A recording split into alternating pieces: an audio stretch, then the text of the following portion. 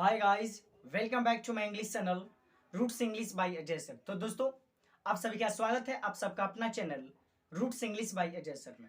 तो दोस्तों, मैं हूं अजय कुमार और आज के बेहतरीन टॉपिक में जानेंगे इन द हैबिट ऑफ। दोस्तों, ये जो टॉपिक मैं पढ़ाने चल रहा हूँ ये बहुत ही इंपॉर्टेंट है, वो भी किस चीज़ के लिए? स्पोकन इंग्लिश के लिए। जैसे आप कुछ ऐसे सेंटेंस करके बोलते हो, मुझे पढ़ने की आदत है, मुझे सुबह में टहलने की आदत है, मुझे शाम को खाने की आदत है। यानी कि ऐसे सब सेंटेंस को आपको, जितने भी सेंटेंस मैंने बोला, इसको आप इंग्लिश में कन्वर्ट करना चाहोगे तो मात्र एक स्ट्रक्चर की सहायता से बहुत सारे सेंटेंस को आप बिल्कुल इजी वे से क्या कर सकते हो, बना सकते हो। आइए उस स्ट्रक्चर को जानते हैं कि आखिरकार हमारा स्ट्रक्चर कौन सा है। सबसे पहले सब्जेक्ट, और इसी के अकॉर्डिंग इज एम आर का प्रयोग करोगे और प्लस यही जुट जाएगा क्या? इन the habit of, in the habit of, और प्लस वर्ब फोर, और प्लस क्या हो जाएगा? ऑब्जेक्ट। दोस्तों, आपको देखने से ये स्ट्रक्चर बहुत ही हार्ड लग रहा था, लग रहा होगा कि सर इतना बड़ा ये क्या है स्ट्रक्चर है, लेकिन दोस्तों ये बिल्कुल हार्ड नहीं है, बिल्कुल भारी नहीं है। मैं आपको बता भी चुका हूं कि कोई चीज हार्ड नहीं होता, बस आपकी समझ वहां तक नहीं पहुंच पाती है, जिसकी वजह से क्या लगता है जी, हार्ड लगता है। आइए ना, मैं आपको एक ट्रिक बता दे रहा हूं, उसी के सहारे आप इसको क्या कर सकते हो, रट कर सकते हो। कैसे? सबसे पहले आपको पता होगा कि कोई भी सेंटेंस होगा तो उसमें सब्जेक्ट क्या होना जरूरी है, और सब्जेक्ट के साथ साथ उसमें हेल्पिंग वर्ब यानी कि इज एम आर या कोई भी सब्जेक्ट क्या हो, एक्चुअली वर्ब हो, उसका रहना बहुत ही क्या होता है, जरूरी होता है। तो यहां तक तो सीख गए सब्जेक्ट और इज एम आर। और यहाँ पे जो हम यूजेस पढ़ रहे हैं आदत के वर्ड को लेकर, वहां पे हम किसका प्रयोग करेंगे? यहाँ पे देखिए, इन द हैबिट ऑफ लिखा गया है। क्या लिखा गया है जी? इन द हैबिट ऑफ, और उसके साथ आपको वर्ब फोर और यहाँ पे ऑब्जेक्ट का प्रयोग कर देना है। कितना आसान है ये? आसान लगा ना? बिल्कुल आसान होगा। अब आगे सेंटेंस देखते हैं। जैसे मुझे किताब पढ़ने की आदत है, मुझे किताब पढ़ने की आदत है। कितना अच्छा सेंटेंस है जी। सेंटेंस देखते हैं कि मुझे किताब पढ़ने की आदत है, लेकिन आजकल ऐसे कुछ समय चल रहे हैं कि हमको नहीं लग रहा है कि किसी को किताब पढ़ने का मन नहीं कर रहा होगा, किसी को मन नहीं कर रहा होगा किताब पढ़ने का, वो भी खास करके युवा लोग, जितने भी विद्यार्थी लोग हैं उनको तो बिल्कुल नहीं करता होगा। ठीक है ना? आइए थोड़ी सी बात करते हैं यहाँ पर। बट पढ़ना बहुत जरूरी है लाइफ के लिए। जो लोग नहीं पढ़ते हैं वो एक सौ के समान होते हैं। सौ का समान मतलब समझते हैं? सौ का मतलब होता है लास्ट, आप जानते भी होंगे। ठीक है, मुझे किताब पढ़ने की आदत है। सबसे पहले सब्जेक्ट आई हो जाएगा और उसी के अकॉर्डिंग आई के साथ आप एम का प्रयोग करोगे, और देखो आई एम यहां तक कंप्लीट, डायरेक्ट बैठा दो इन the habit of, in the habit of. और देखिए क्या पढ़ने की आदत है? किताब। तो क्या पढ़िएगा तब तो पता चलेगा आप हिस्टोरी पढ़ रहे हो कि क्या पढ़ रहे हो। रीडिंग, यहाँ पे रीड और यहाँ पे आईएनजी मिलाइए, रीडिंग। और क्या पढ़ने का आदत है? बुक। रीडिंग बुक, डायरेक्ट क्या कर सकते हो, ए भी लगा सकते हो। किसी को कोई प्रॉब्लम? प्रॉब्लम तो बिल्कुल होगा भी नहीं, यदि होगा तो मैं हूं काहे के लिए। आगे देखते हैं सेंटेंस। जैसे आपको गीत गाने की आदत है, आपको गीत गाने की आदत है।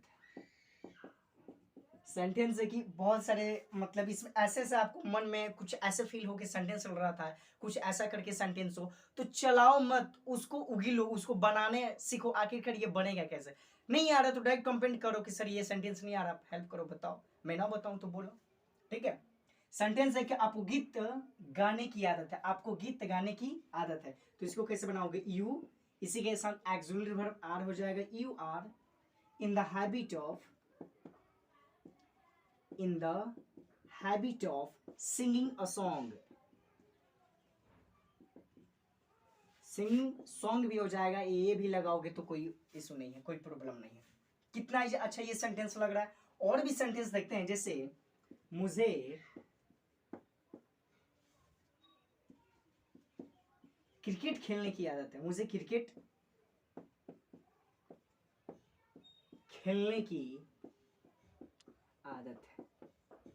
सेंटेंस कुछ इस कदर है कि मुझे किताब खेलने की मुझे क्रिकेट खेलने की आदत है। तो आप इस सेंटेंस को कैसे बनाओगे? इसको बनाओगे आई के साथ एक्सुलरी वर्ब एम हो जाएगा। I am in the habit of, I am in the habit of playing cricket. Playing cricket कितना आसान है बताओ, इससे भी आसान कोई चीज होता है। अब देखिए, अब आपको कुछ ऐसा लग रहा होगा सर ये सेंटेंस जो है क्या हम लोग स्पोकन इंग्लिश में बोल सकते हैं? अधिकांश देखिए स्पोकन इंग्लिश पढ़ने के लिए सबसे पहले आपको टेंस पता होना चाहिए, जो कि मैं इस चैनल पे आपको टेंस भी कुछ पढ़ाया हूँ, कुछ वहां तक स्टॉप किया हूँ। सोचा कि कुछ आपको स्ट्रक्चर भी बता दूं ताकि जहां तक सीखें कुछ तो इंग्लिश बोल पाओ, ठीक है।